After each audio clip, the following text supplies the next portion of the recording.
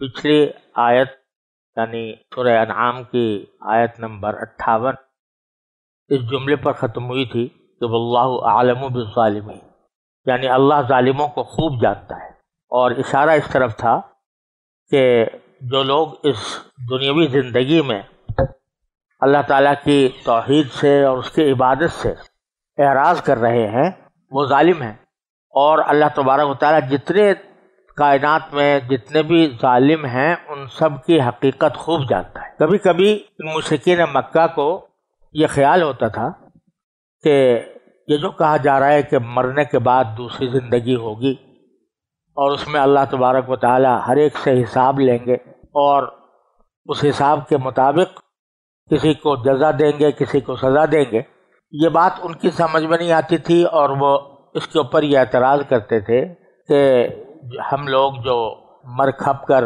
مٹی ہو جائیں گے تو پھر ہمیں کیسے دوبارہ زندگی ملے گی، اور کیسے دنیا کے اندر اس آخرت ہمارا حساب و کتاب ہوگا۔ اب اگر انسان ابتدائی پیدائش سے لے کر آج تک بلکہ آنے والے زمانوں تک یہ تصور کرے کہ کتنے انسان مر چکے، کتنے مٹی میں دفن ہو چکے، کتنے سمندر میں غرق ہو چکے، اب ان سب کے اجزاء کو اکٹھا جمع کرنا اور پھر ان میں سے ہر ایک کو متعین کرنا کہ یہ اجزاء فلاں آدمی کے ہیں، یہ اجزاء فلاں آدمی کے ہیں، تو یہ کیسے ہو سکتا ہے؟ تو اللہ تبارک و تعالیٰ نے اگلی آیات میں ان کے اس شبے کا یا ان کے اس خیال کا جواب دیا ہے۔ اس روشنی میں یہ آیات میں تلاوت کرتا ہوں اور ان کا ترجمہ پیش کرتا ہوں، پھر انشاءاللہ اس کی کچھ تشریح عرض کروں گا۔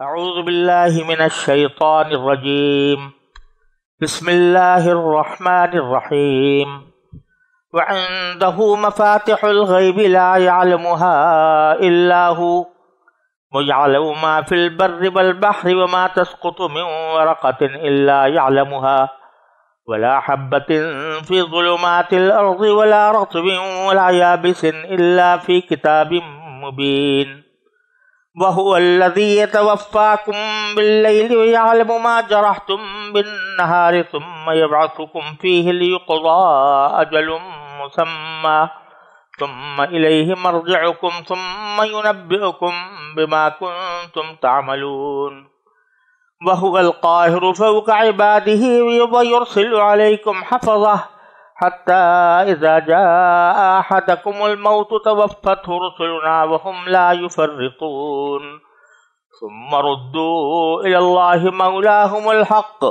ألا له الحكم وهو أسرع الحاسبين قل من ينجيكم من ظلمات البر والبحر تدعونه تضرعا وخفية لئن أنجانا من هذه لنكونن من الشاكرين قل الله ينجيكم منها ومن كل كرب ثم أنتم تشركون۔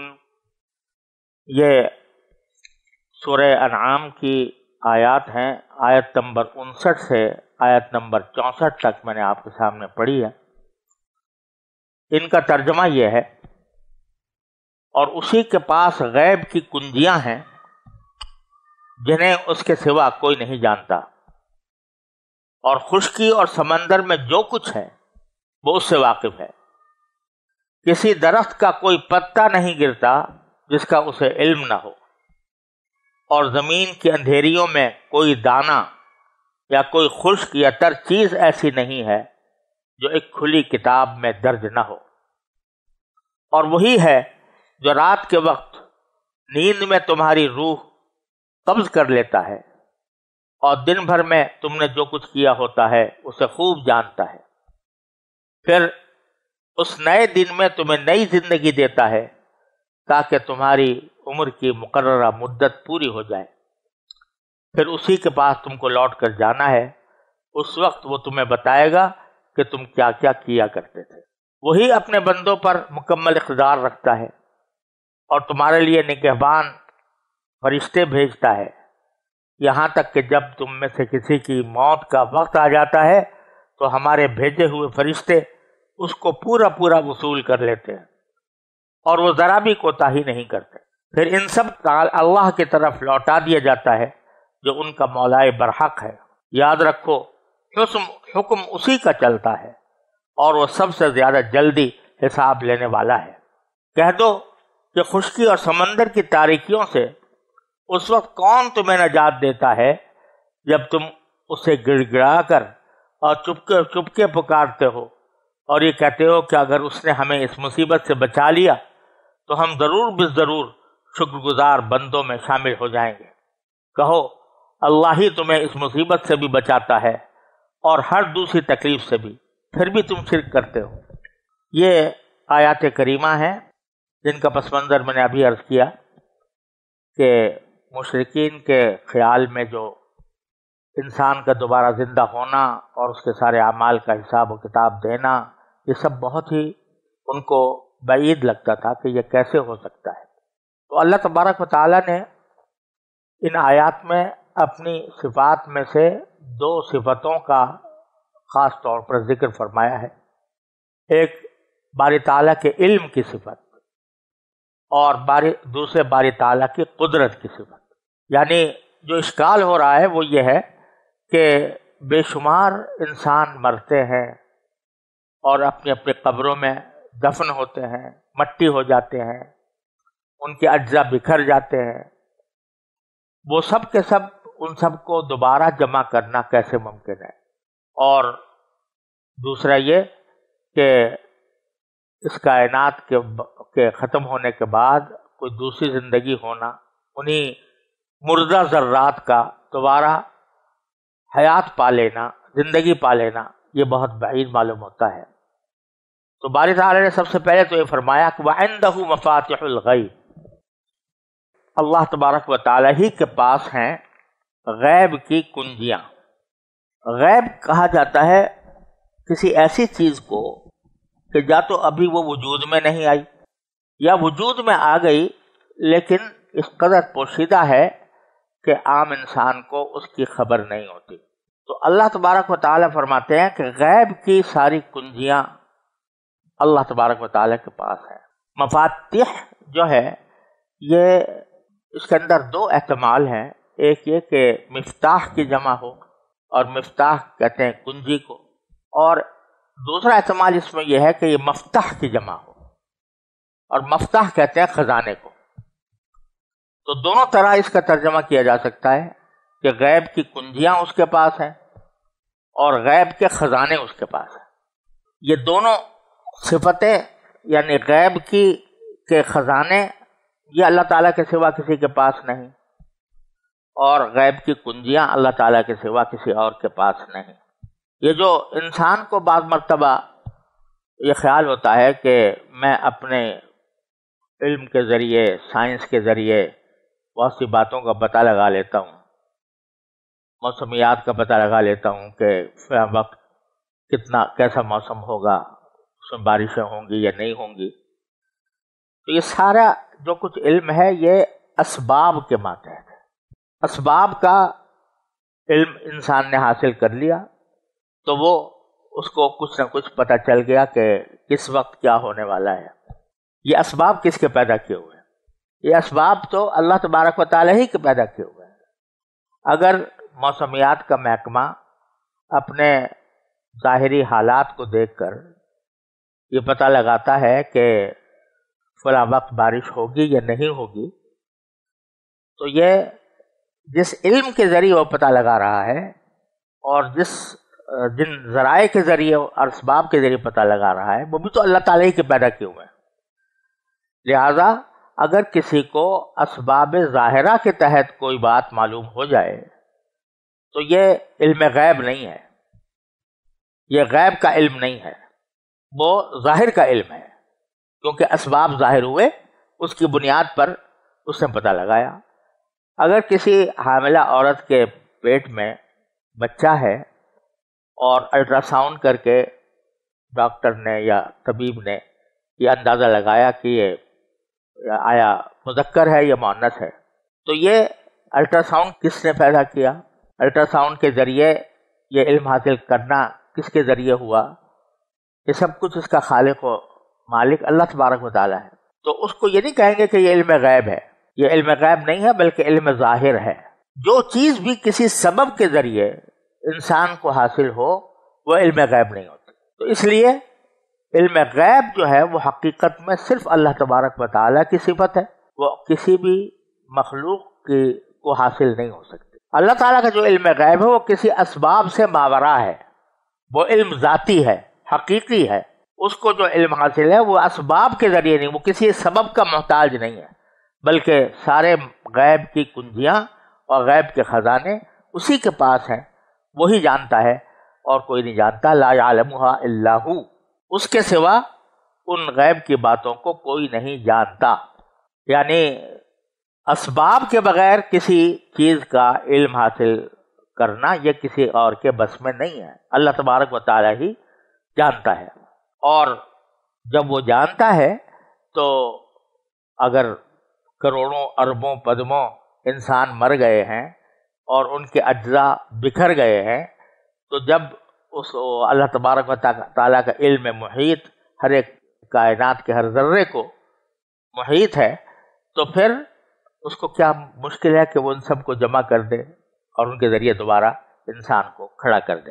اب یہاں ایک دقیق بات ہے کہ ایک ایسا علم جو محیط ہو، کوئی چیز اس سے خارج نہ ہو اور بغیر اسباب کے ہو، یہ اگر ہم تصور کرنا چاہیں تو ہمارے لیے ایسے علم کا تصور بھی ممکن نہیں. ایک ایسی حقیقت ہے جو حقیقت مجردہ جس کو کہا جاتا ہے، کہ اس کا کوئی ایسی ہمارے ذہن میں اس کا تصور آ نہیں سکتا کہ کسی ذات کو ایسا علم ہو کہ جو محیط بھی ہو، یعنی ساری کائنات کا علم ہو اور بغیر اسباب کے ہو. تو یہ ہمارے تصور میں آنا مشکل ہے.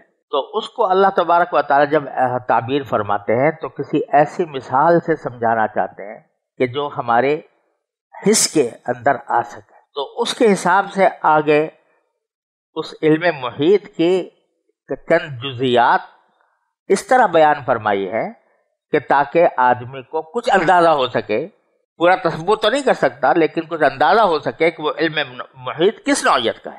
تو اس کے لیے اللہ تبارک و تعالیٰ نے 4 چیزوں کا ذکر کیا ہے کہ بھائی یہ تمہاری حس سے قریب کرنے کے لیے ہم تمہیں سمجھاتے ہیں کہ وہ علم کیسا ہے. وہ کیا ہے؟ یعلم ما فی البر والبحر، اللہ تعالیٰ جانتا ہے جو کچھ خشکی میں ہے اور جو کچھ سمندر میں ہے.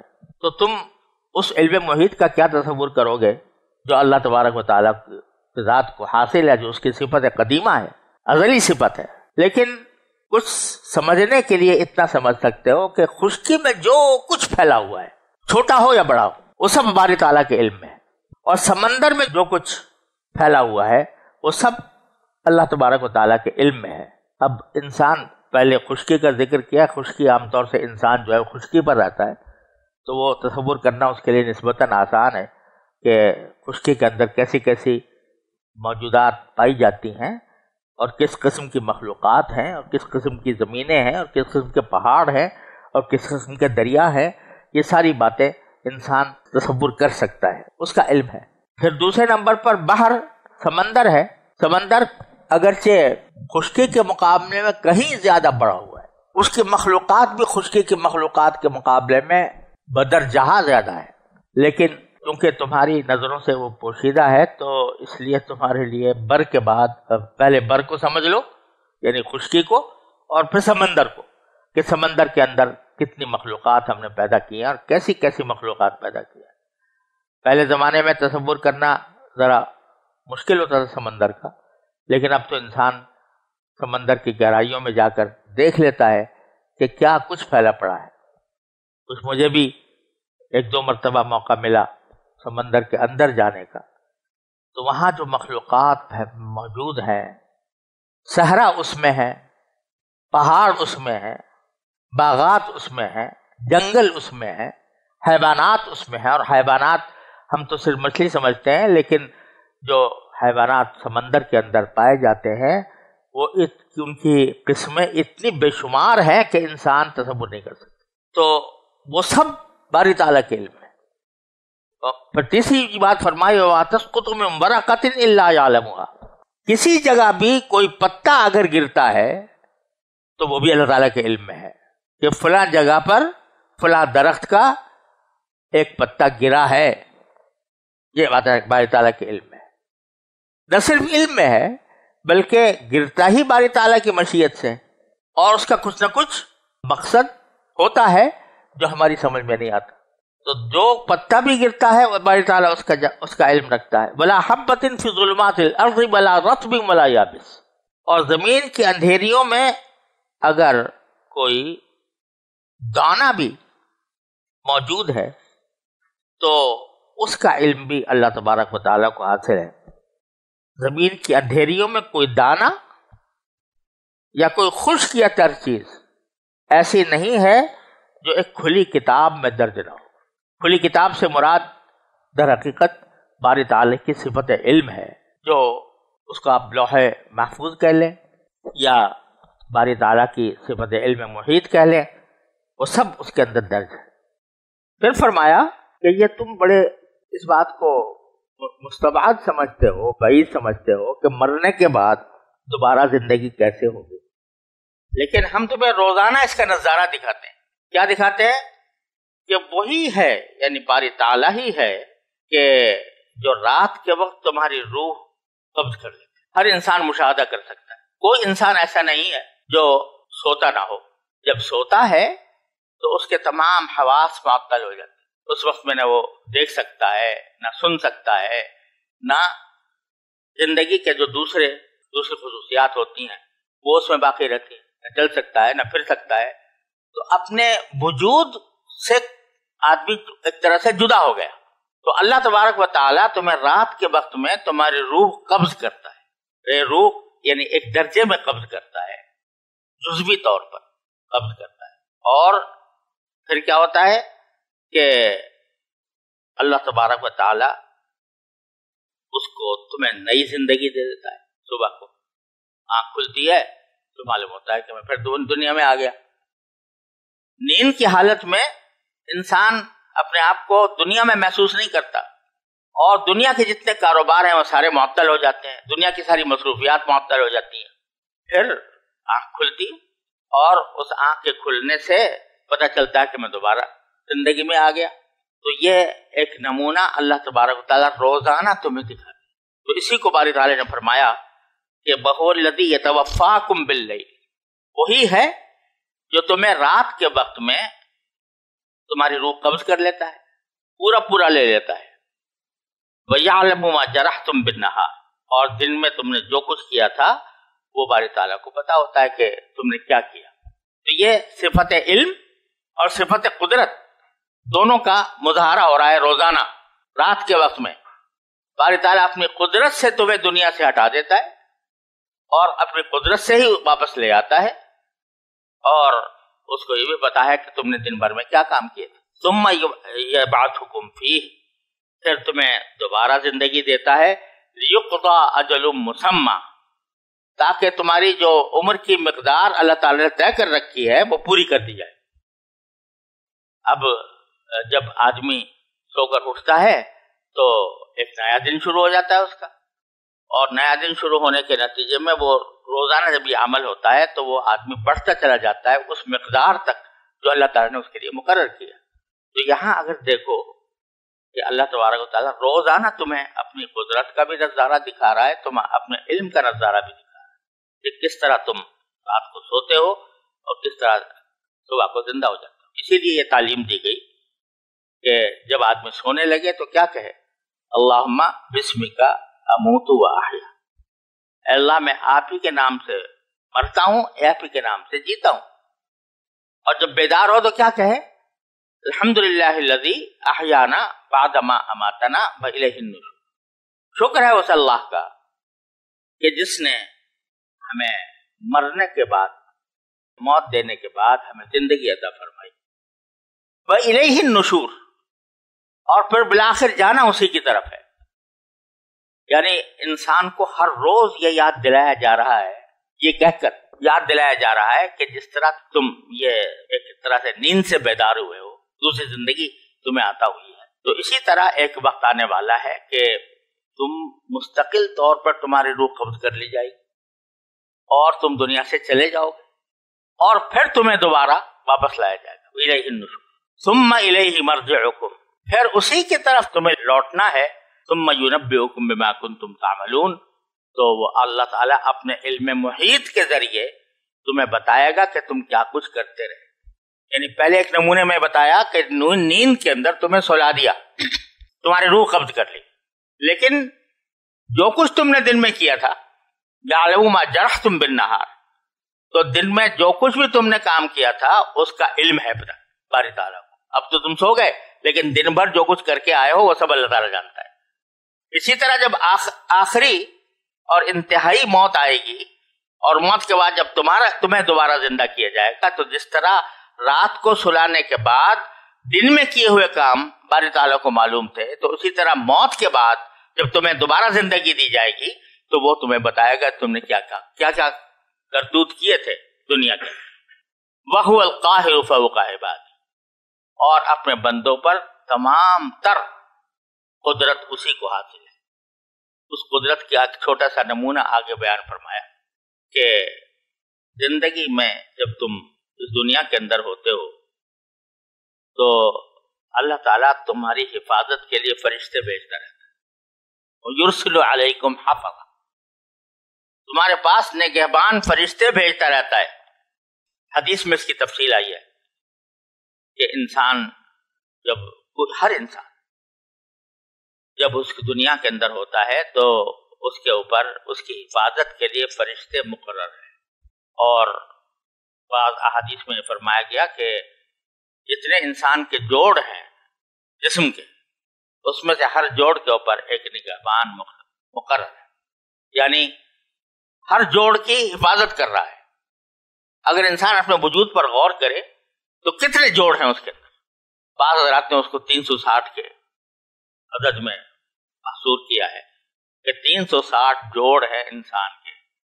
یہ تو ہمارا اندازہ ہے، پتہ نہیں کتنے ہوں گے. ہر جوڑ کے حفاظت پر فرشتہ مقرر ہے. یعنی انسان اگر دیکھے تو موت اس کے زیادہ قریب ہے بنسبت زندگی کے.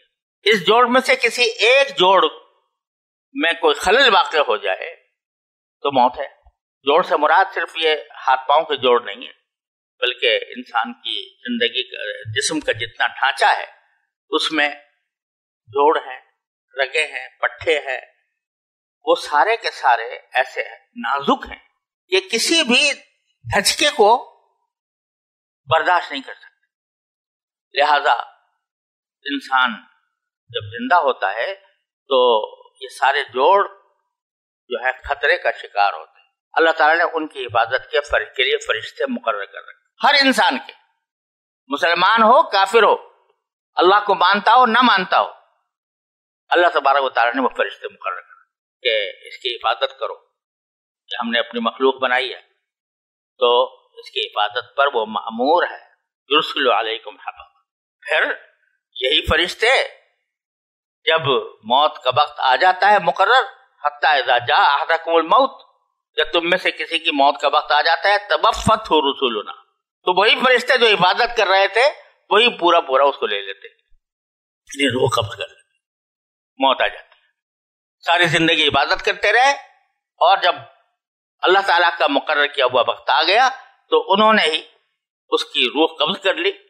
وَهُمْ لَا يُفَرِّطُونَ، اور وہ اس اپنے کام میں کوئی کوتاہی نہیں کرتے کہ جب تک حفاظت کا حکم تھا حفاظت کر رہے تھے، اور جب موت دینے کا وقت آیا اللہ تعالیٰ کی مشیت اس کی مقتضی ہوئی کہ وہ موت دے، تو پھر اس وقت یہی فرشتے جو حفاظت کر رہے تھے یہ اس کی روح قبض کر لیتے. ثم ردوا الی اللہ مولاہم الحق، پھر ان کو لوٹا دیا جاتا ہے انسانوں کو اللہ کے پاس جو ان کا مولائے برحق ہے. تو یہ سارا کارخانہ اللہ تبارک و تعالیٰ تمہیں روز دکھاتے کہ ایک طرف تمہیں موت کی ایک نشانی دے دیتے ہیں نیند کی شکل میں، اور پھر تمہیں دوبارہ بیدار کرتے ہیں ایک نئی زندگی کی شکل میں. دن بھر تمہاری حفاظت کی جاتی ہے اس کے فرشتوں کے ذریعے، اور بالآخر ایک وقت آ جاتا ہے کہ یہی فرشتے تمہاری روح قبض کر کے تمہیں لوٹا دیتے ہیں تمہارے مولائے برحق. کوئی اس اللہ تبارک و تعالیٰ کے فیصلے میں خلل انداز نہیں ہو سکتا. جو وقت نیند کا مقرر کیا ہے وہ نیند ہوگی.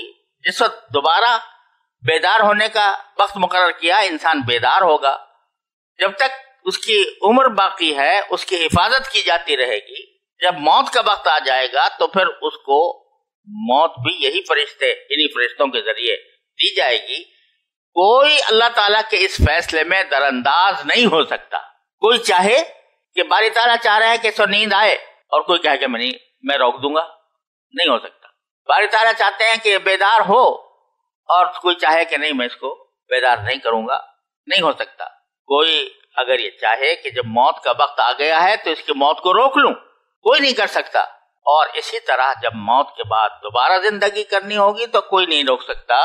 تم اپنے محض محدود عقل کے تحت یہ سمجھ رہے ہو کہ بہت مشکل کام ہے، ارے سب اللہ تبارک و تعالیٰ کے تابع ہے۔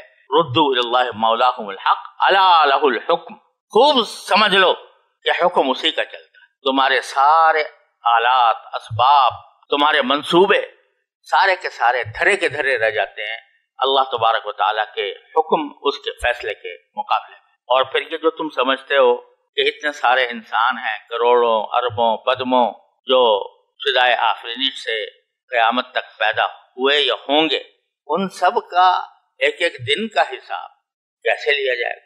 کتنا وقت صرف ہوگا، کتنی مشقت ہوگی؟ فرمایا بہو اسرع الحاسب، باری تعالیٰ سب سے زیادہ جلدی حساب لینے والا۔ اس کے ہاں جس چیز کو تم بعید سمجھ رہے ہو وہ کوئی بعید نہیں، کوئی مشکل نہیں، وہ بہت جلدی حساب ہے۔ پھر آگے باری تعالیٰ فرماتے ہیں کہ ایک طرف تو یہ حقائق ہے، دوسری طرف خود تمہارا ذاتی اعتراف اور اقرار بھی ہے کہ ایک طرف سے تم انکار کر رہے ہو دوبارہ زندہ ہونے سے، باری تعالیٰ کی توحید سے، اور دوسری طرف تمہارا حال یہ ہے کہ اگر تم کسی وقت خشکی یا سمندر کی اندھیریوں میں گر جاؤ، راستہ نہ مل رہا ہو کہ میں کس طرح اس اندھیری سے نکلوں، تو تم کیا کرتے ہو؟ جب سارا کچھ اسباب و آلات ختم ہو جاتے ہیں، جتنے انسان کی نجات کے راستے ہیں وہ مسدود ہو جاتے ہیں، تو آخر میں کیا کرتے ہو؟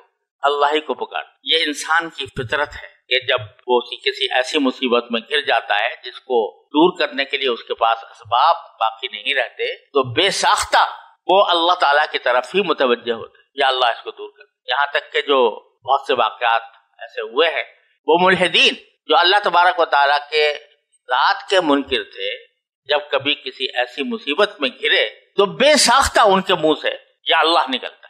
تو فرماتے ہیں باری تعالیٰ کہ ذرا ان سے کہو کہ من ینجیکم من ظلمات البر والبحر، خشکی اور سمندر کی تاریکیوں سے اس وقت کون تمہیں نجات دیتا ہے؟